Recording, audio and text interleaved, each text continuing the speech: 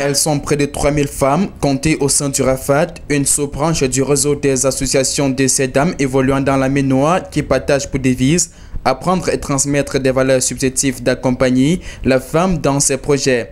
Les assises de ce jour dans la salle des actes de la délégation départementale pour la promotion de la femme et de la famille de la Ménois ont été d'une importance capitale parce qu'ayant permis de faire le point sur certaines réalités qui animent son quotidien. Cette rencontre, c'était pour échanger et palper les problèmes qu'on trouve dans les arrondissements. Les femmes sont converties sous ces cieux aux activités agricoles, artisanales et depuis peu, elles s'adonnent également à l'outil informatique. Des actions saluées à juste titre. Vous avez vu tout à l'heure à travers le plan d'action qui m'a été présenté. Elle touche tous les domaines qui intéressent l'épanouissement de la femme, le domaine de la santé, le domaine économique, même le domaine électoral, puisqu'ils incitent les femmes à se faire enregistrer sur les listes électorales. Des activités dont le coût n'est toujours pas aussi tranquille, ces dames font au quotidien face à un nombre considérable de difficultés. L'enclavement des routes qui empêchent les mamans de transporter leurs produits de récolte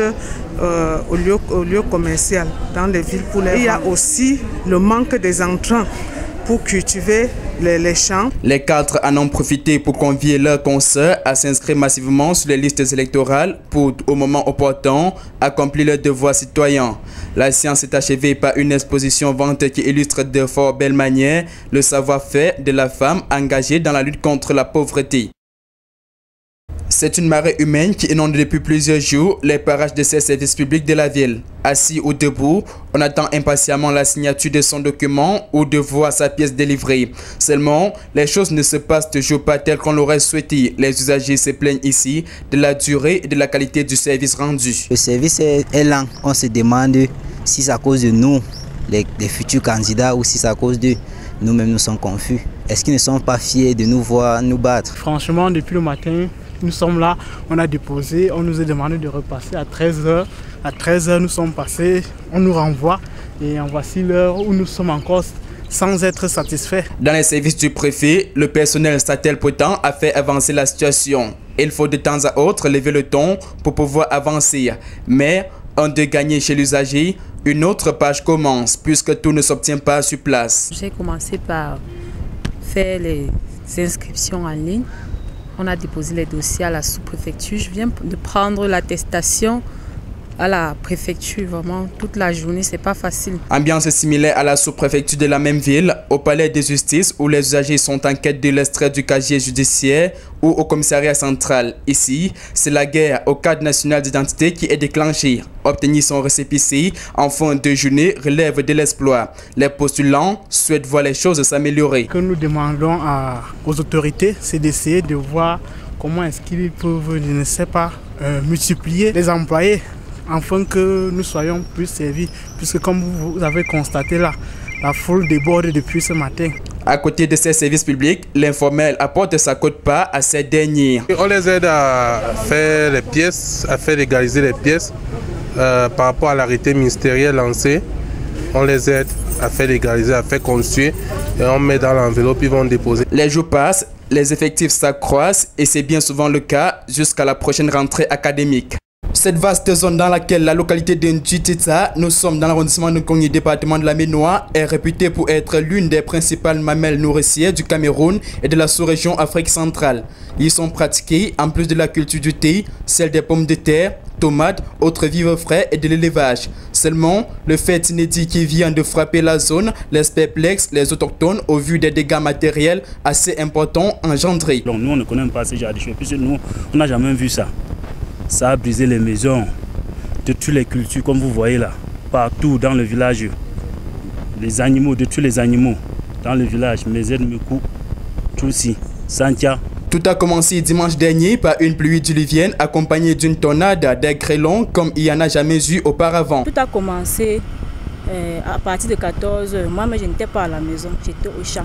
Et à mon retour, j'étais surprise que bon, dès qu'une petite pluie commence, je m'abrite. J'attends 1 heure de temps, je me dis que ça va cesser. Après 1 heure, je me rends compte que ce sont les grêlons qui commencent à tomber.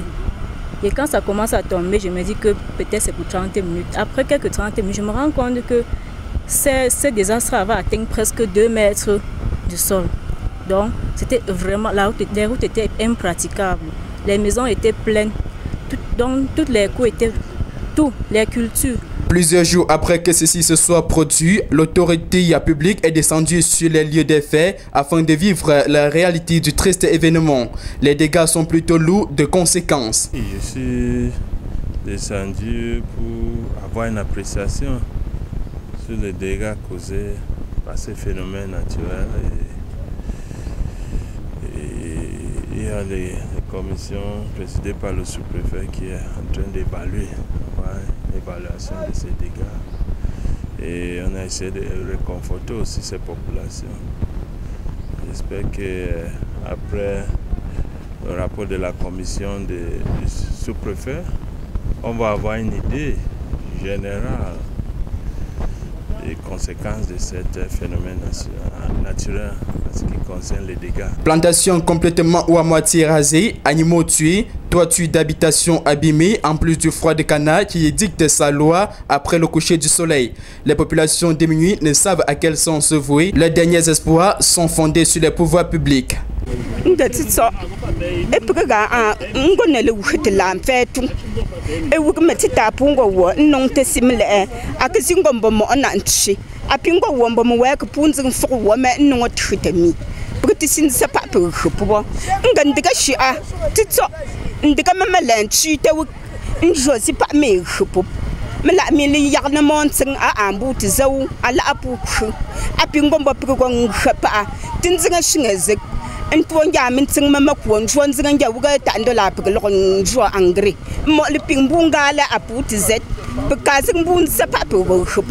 Nous sommes au lycée classique de Tchang, où 861 candidats se frottent aux épreuves du probatoire d'enseignement secondaire général repartis dans la série TI, technologie de l'information, et la série DI avec quelques 7 absences relevées.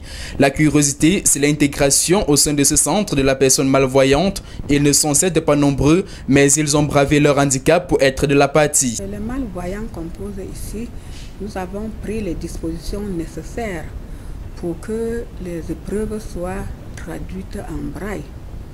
Donc vous avez vu toute une équipe là-bas, tout un arsenal de machines mises à la disposition de ces enfants. Cet arsenal vient du centre de malvoyants dirigé par M. Paul Tezani. Pendant les examens, ils mettent toutes ces machines à notre disposition et un personnel qualifié. Tout au long de l'année scolaire, ils bénéficient des enseignements dispensés dans ce lycée, bien que la tâche ne soit toujours pas aisée du fait du manque d'enseignants spécialisés en ces écritures, le braille. Dans d'autres lycées du département, tout se passe pour ces épreuves comme d'ordinaire. Aucun incident majeur n'est signalé, c'est le cas au lycée bilingue où le ton est studieux et serein. Les candidats qui y sont rassemblés viennent de plusieurs autres établissements publics et privés de la ville. Je dois me féliciter de la sérénité qui règne dans notre sous-centre depuis les opérations concernant le déroulement des examens et concours. Je voudrais parler de l'entrée en 6e, le Common Entrance, le JCO et A-Level, le BPC, le baccalauréat, et nous voici au probatoire. Les compositions se sont poursuivies tout au long de la journée de ce mercredi et prendront fin vendredi prochain. Chacun des candidats moissonnera de son propre labeur. C'est depuis hier que les candidats sont entrés en lice pour la session 2016-2017 du CAP industriel et aussi du baccalauréat STT. Au lycée technique de Forêt-Kétian, 5 filières sont ouvertes à la faveur des 464 inscrits avec 4 absences relevées.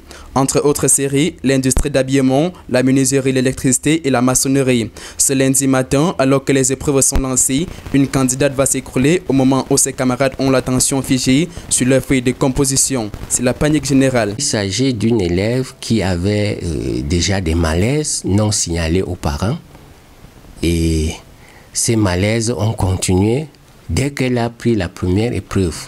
Bon, certainement c'est le stress et comme c'est la première fois qu'elle compose, elle a été trop stressée et puis subitement elle est tombée. Heureusement on l'a réanimée. Mais elle semble fatiguée, mais tout semble aller dans l'ordre. Les candidats victimes de tels incidents seraient alors à l'origine de leur malheur. Ceci dû à des conduites qu'ils adoptent à l'approche des examens officiels pour rattraper, disent-ils, le temps perdu. Toute chose qui n'est pas sans conséquence sur la santé de ces derniers. L'examen se prépare dès la rentrée. Or, nous constatons que la plupart de nos élèves, qu'est-ce qu'ils attendent? Ils attendent 1 mois avant, 2 semaines avant, pour se mettre résolument au travail. Ce surplus de travail-là se ressent en eux et comme ils ne s'alimentent pas bien, ça crée de dysfonctionnements au niveau du corps humain. C'est pour ça que certains tombent dans les salles. Au lycée technique de la ville, c'est un autre candidat qui se pointe à plus d'une demi-heure après le lancement de la première épreuve. Rien d'autre à faire que d'appliquer la réglementation en vigueur. Nous avons eu quelques retardataires ce matin qui n'ont pas pu commencer parce que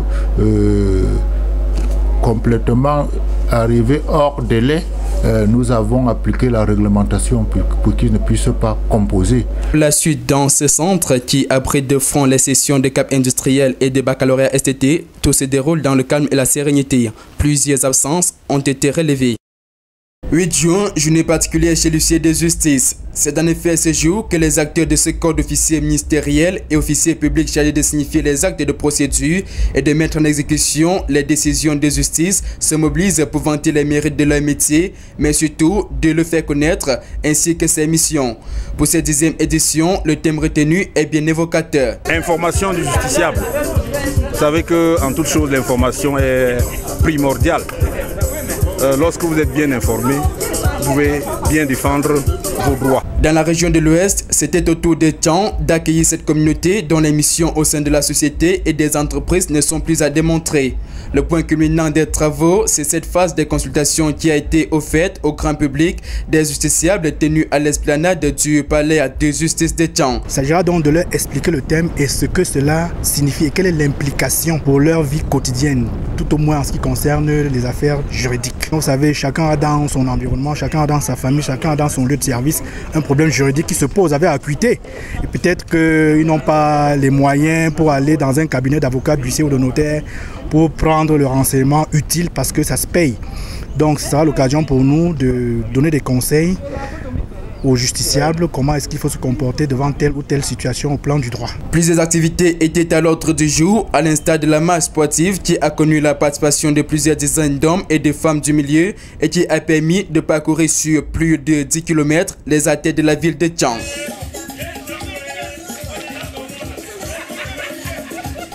Au lycée classique de Tian, c'est un calme plat qui a plané sur le campus tout au long de cette journée réservée au passage des épreuves écrites du baccalauréat d'enseignement général, session 2017.